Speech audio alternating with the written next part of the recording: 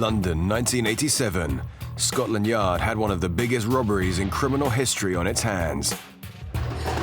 An Italian career criminal had raided a vault of safety deposit boxes and fled with a wealth of valuables.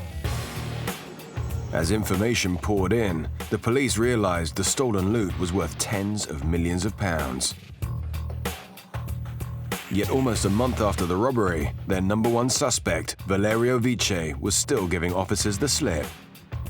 But how much longer could he elude them? The flying squad were now hot on his heels and had tracked him to a London hotel. We actually found out that they'd been using whites. Yes, it's Mr.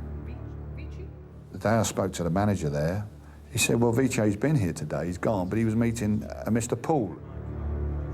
Officers were getting close to their number one suspect. By now, the value of goods stolen stood at a staggering £40 million, and Viche was the country's number one fugitive. All Detective Inspector Leach could do was pray he'd surface again.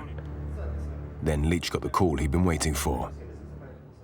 I went to New Scotland Yard to put things together, and then I got a phone call again saying, oh, Viche's just walked into White's Hotel. Hello, could I speak to D.R. Leach, please? I said, oh, he's just arrived, you know, so bang. As soon as I can, thank you. It was the turning point officers needed.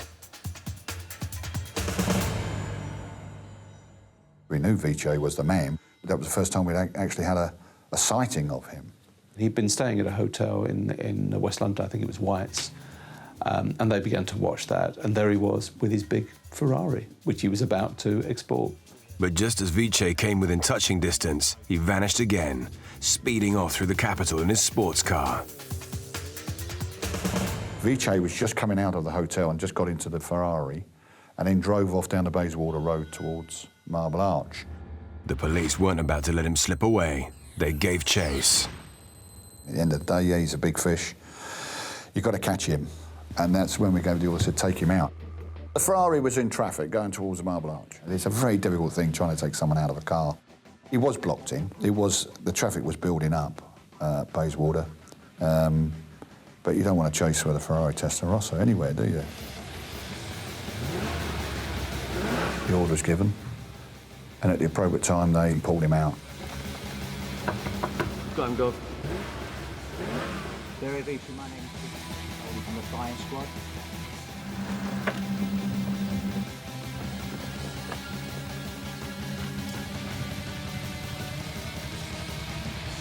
Viche was a showman. He had two Ferraris, and the reason he was caught was because he was waiting to send his second and favourite Ferrari to Colombia, which is where he was going to go to. If he hadn't been so ridiculously vain and greedy, they would not have caught him. They rammed his car, which must have been a very painful moment for a man who stayed in Britain long enough to want to export this thing. It was an £84,000 Ferrari, I seem to remember. So, but they didn't have much choice. I mean, there's a guy who they knew was normally armed. A quick search of Viche's precious vehicle revealed some clear signs that he had been living the life of Riley. A lot of the stuff that was in his briefcase, in the car, he had a lot of that still with him. I mean, top-class jewellery. The flying squad finally had their man, along with some incriminating evidence. Viche's fingerprint placed him firmly at the scene of the crime, and his track record proved he was a professional thief with a string of robberies to his name. But was he prepared to talk to the police? Valerio Viche did not implicate anyone else in the robbery. It didn't mention any names. We found him with immense amount of property and so on, and it followed. He knew what was going to happen, so he took the blame on himself. Viche claimed to be a one-man band, but the police knew there was more to the story. The ball started rolling because then we had to then start hitting all the others because we now realised, you know, a lot of work had been done. Officers wasted no time arresting Viche's associates. They'd put their necks on the line to pull off Viche's dream job, but didn't appear to be big-time players themselves. So what was their motive? They got 100,000 each in the split, and the possibility of getting more later. Do you know Mr. Eric Rubin at all? As the flying squad grilled the other culprits, they quickly discovered Viche was one of a kind, an intelligent thief who'd effectively evaded justice for years. But how had he robbed the Knightsbridge security centre without raising any alarms? It was clear that the robbers had to have known, for example, that the closed-circuit television wasn't functioning, that there would be very few staff around on a Sunday afternoon, that it was very easy to bring a car or a van up to the back to load stuff in, that there were no parking restrictions on Sunday afternoon then, I don't think, that CCTV didn't exist in the streets around then, which of course it didn't in the 1980s. So somebody had to not only case the place, I visited it and looked around, but also had a good idea of how the place worked. Viche was claiming no one else was involved, but this kind of detail had to come from somewhere. The fact that he'd been there a number of times, and then because their records weren't that good there, the video cameras didn't work. It was so slack there. It was possible that he had recognised the faults in the security there by just visiting.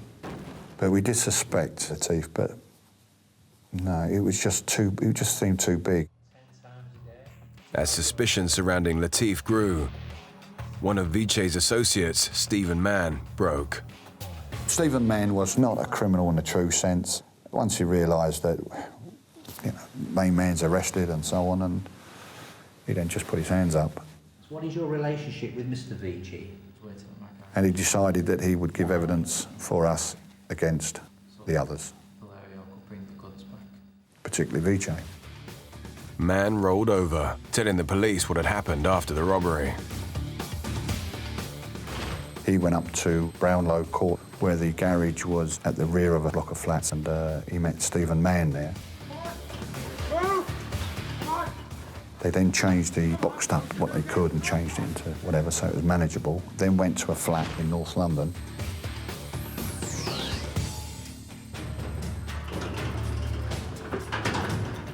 As the revelations poured in, Mann alleged that there was more than just one member of the Viche family involved. Stephen Mann said Viche's father was waiting for him. We didn't have any corroboration on that. We were aware that the father was in this country, yes. And I do think there was a reference to the fact that the father had been at the flat that Viche was using.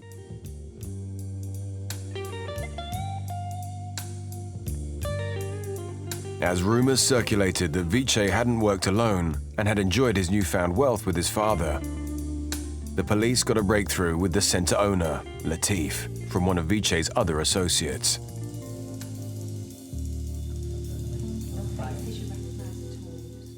We went through Pincus's stuff. We found telephone bills from Israel to the centre. Before his arrest, Viche had eluded the police and fled to Israel. But why would he have been calling the security centre? That's when we realised that Latif was involved.